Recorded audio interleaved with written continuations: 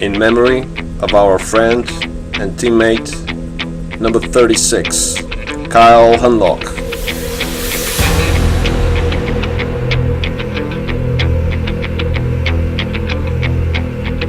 Arts Baseball Channel presents the 2010 Hunlock Series Draft live. Good evening, ladies and gentlemen, and welcome to the 2012 Hearts Hunlock Series Draft Pick Show. My name is Ken Pike, I'm your host for the evening, and I'll be joined by one man that you all know very well, Aspie Dimitrov, and several other men who you will get to know better over the evening, including Duncan Hoyle standing in for Dave, the three-way management team of Dave, Tretaway, Ryan Bird, and Jared Glorious. We have Chris Heesh on the line, pardon my pronunciation, and John Kjorstad is joining us from our text only, whom Aspie will be providing the voices for.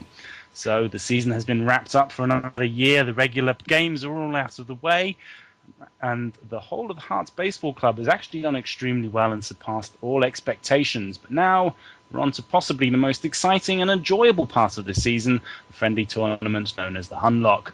Aspie, give us a brief introduction as to this year's format, because I believe we have some interesting changes. Is that correct? Yep, that's right. Good evening, everybody. This is the 7th year of the Hunlock Series, and every year it keeps getting bigger and better. Over the last few days, many players have been signing up for the event, and I think this is a record year for the Hunlock Series. We have, I believe, the latest count for the number of players involved is 82, and even after the draft, players who haven't managed to sign up in time, they're still able to get involved, and they can be added to the teams as free agents. But in terms of the format, we once again have 4 teams. We were very close to having 5 teams, but we're sticking with the 4-team format. We have the Blue Dogs, the Red Roosters, the Black Widows, and White Lightning. Once again, same as last year.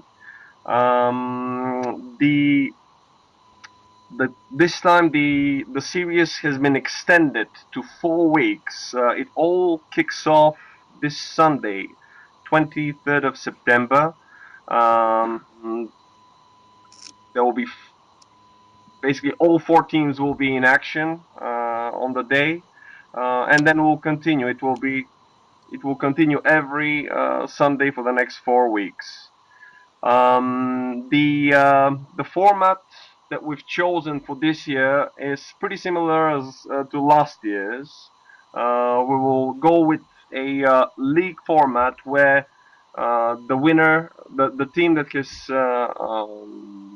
picked up the most wins over the course of the competition will be declared as the Hunlock Series champion. But there is one new feature to the Hunlock Series this year, which is the Blitz weekend. It will feature games that will last 1 inning only. Essentially, we're trying to recreate the 9th inning several times. So basically, each team will play several games of 1 inning only. And we'll be able to recreate the drama and excitement of the final inning. Can the teams bring in the go-ahead run? Can they shut down the opponents in the bottom of the inning? Basically, a lot of pressure will be put on the players and on the managers. Can they execute a successful strategy in in that final inning? So that's something to look forward to later on as the competition progresses. So we can expect to see closing pitchers, big hitters, bunts, and all the strategical nuances that we can see in final innings. Yep, absolutely. The managers will have their hands full during the Blitz weekend. Excellent. Okay, well, in that case, the next thing to ask is, well, how does the draft work, Aspie? Is it everyone gets chucked up in the air, thrown down on the ground, and picked by various managers, the basic outlay? But tell us a little bit how about next rounds and how they're going to work, because we have some interesting changes this year with a triple management team and various players already pre-assigned due to various duties and reasons. So if you could give us a rundown of that, that would be great. Yep. The draft is very similar to what baseball fans have become used to in terms of fantasy league drafts. The only difference is we're dealing with real players here, players that have appeared this season in the British leagues at various levels.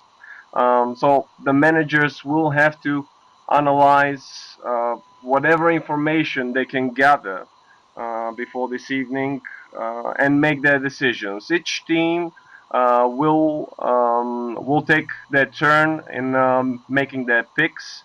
The toss of the coin indicated that the first pick for this evening will go to White Lightning. I think you will be speaking later on with the manager of each of the teams, so I'm not going to reveal the managers just yet. That they will be followed by the Blue Dogs, the Black Widows will be third, and the Red Roosters will get the fourth. Will have the fourth turn in the first round. Then the subsequent rounds, the order will be reversed. So the team that picked last in the previous round will have the first pick in the next round. This is just to ensure that we're playing with a more level playing field.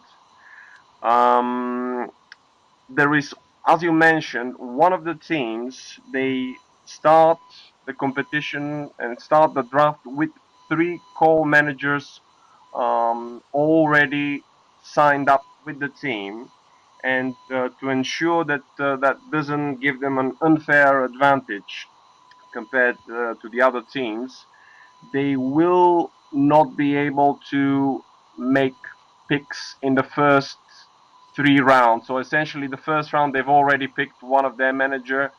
The second and third rounds they will automatically be assigned the 3 core managers that have already been appointed for the team, and only in the fourth round will they have the freedom to choose anyone who is still available in amongst the listed players. Okay, so there you have it from Aspie. The very first round is essentially a pick of managers, and I'm going to introduce those in just a moment. The next 2 rounds, essentially the proper first rounds, will be the first true picks of all the managers, except for the White Lightning, who get to miss the first 2 rounds due to the fact they already have 2 National League players being picked as their 3-way management team. So, with no further ado, I shall introduce the very first manager, and in a bit of a strange break with tradition, it's actually me. So I'm going to be presenting this show as well as picking. I'll apologise in advance for any technical glitches and presentational problems that this presents, because I'm going to struggle to interview myself. Aspie might have to do that process for me. So let's move straight on. Hearts Blue Dogs is being managed by John Kjorstad. I'm not entirely sure he's on the line. He is involved in this today via text. John, are you there? We'll check quickly. Yep. No. John. You are here. No. John is not John is on air right now. We may hear from him a little bit later on. He's wheeling in the pub as we speak, I believe, but we will hear from him a little bit later. Just a quick update. We've just heard that a member of the White Lightning coaching staff, Ryan Bird, will be joining us shortly. As soon as he does, we will let you know. We'll speak to him when he gets in. Instead, we have Duncan Hoyle. Duncan, are you there? Yes, Ken. Excellent. In high quality Skype conference calling mode. We just about heard that answer. Duncan, have you been given any indication by Dave, Ryan, or Jared as to the players that you're hoping to pick from from round 3 onwards, really? Well, I've not had a chance to speak to any of them, but I did speak to John Corstad at the weekend, who was, of course, the winning manager last season, and he gave me a little bit of advice, and he said that what he did last season was he went for pitching, plenty of depth in pitching, and players who were available for the majority of the series. So that's what I'll be trying to do. I'll be trying to get some good pitching options in for them and trying to just give them a good all-round balanced team, really. Excellent. Chris, I believe that apart from myself, you're the only real manager here. How are you doing? Good. Yeah, excellent. Excellent. So, without giving too much away as to your picking strategy, what are the things you're going to be looking for today? Well, yes, I'm not going to be like Duncan giving all my secrets away. Just had the pleasure this year to see many players. Not only managed the under-17 team, but I played with the NBL, the Falcons, and throughout the years we played some friendlies with Eagles, Raptors, and that gives me, I think, what's the word? Basically, I've seen a lot of players, and I think I just need to go with a well-balanced team. Okay, so you're going for young talent, is that correct? I'm not going to give any secrets. I think it has to be a good mix, experience and young players. I think it's always the right way to go.